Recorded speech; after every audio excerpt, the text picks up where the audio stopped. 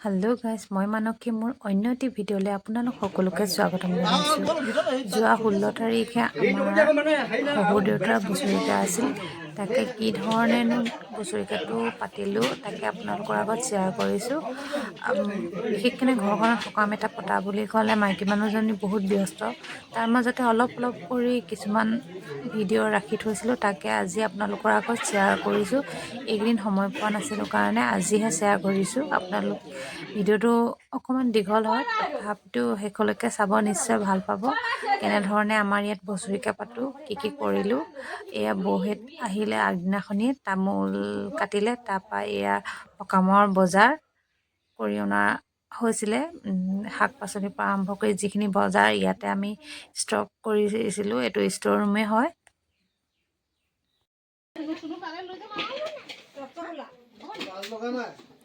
গধূলি সকলোৱে মিলি এনেকৈ কেঁচা মিঠৈ বনালোঁ।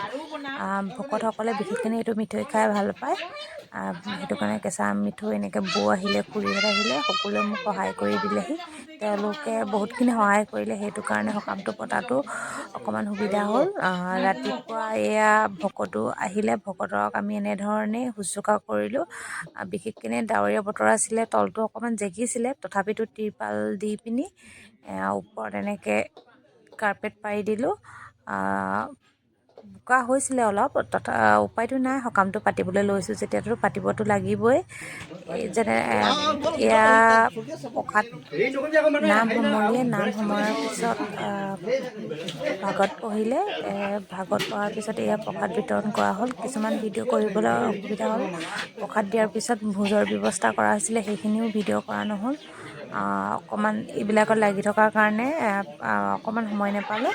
তথাপিতো যিকণ পাৰিলোঁ আপোনালোকৰ আগত শ্বেয়াৰ কৰিছোঁ, কেনেধৰণেনো আমি সকামটো পাতিলোঁ।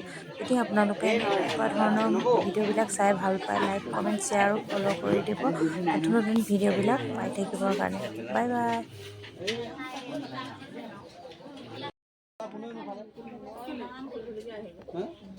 এই চুৰি কাৰণে আপোনালোকৰ